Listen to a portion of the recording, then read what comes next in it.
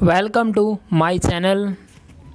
Editorial Dictation 24 July 2020. Heading is Calibrated Balance. 100 words per minute. Ready? Start. First article. In separate statements this week, External Affairs Minister Jaishankar laid out India's worldview in the face of global challenges, many of which pull it in different directions.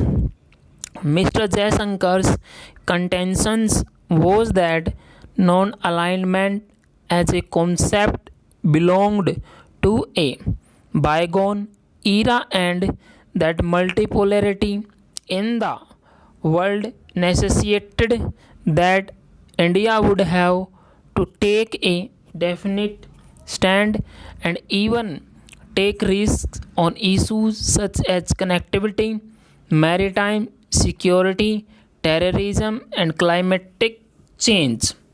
However, he made it clear that India does not reject non alignment in its entirety and that while it would no longer remain disentangled from difficult decisions, it would not compromise on its independence. More importantly, he said that India has never been part of an alliance system nor will ever be. He added that even the US must look beyond its present alliances and engage with more multilateral arrangements.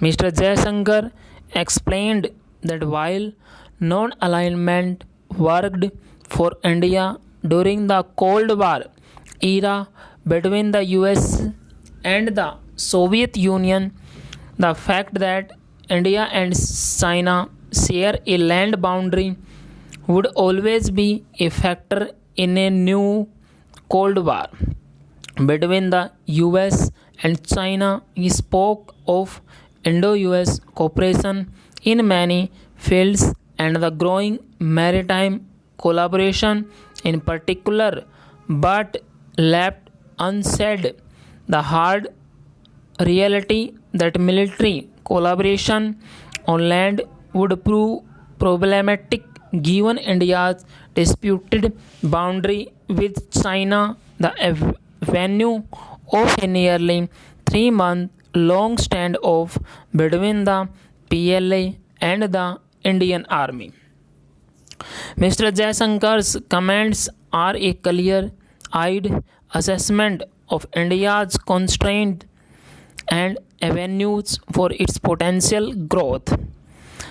The assertion of India's strategic independence and resistance to joining an alliance comes as a timely reminder amid speculation and tensions with China will push India into a stronger clinch with Washington, which is on its own collision course with Beijing.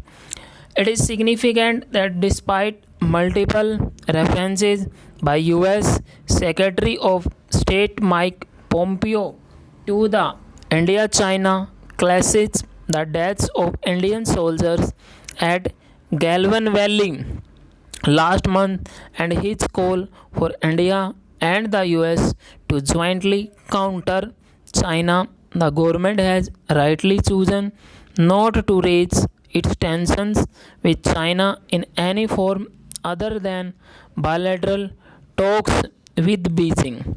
Equally significant is the government's outreach to Moscow, including a visit by Defense Minister Rajnath Singh and the participation of Mr. Jaishankar in the Russia India China trilateral last month, and the External Affairs Minister's comments that India should also seek to build coalitions with middle powers such as the European Union and the Japan.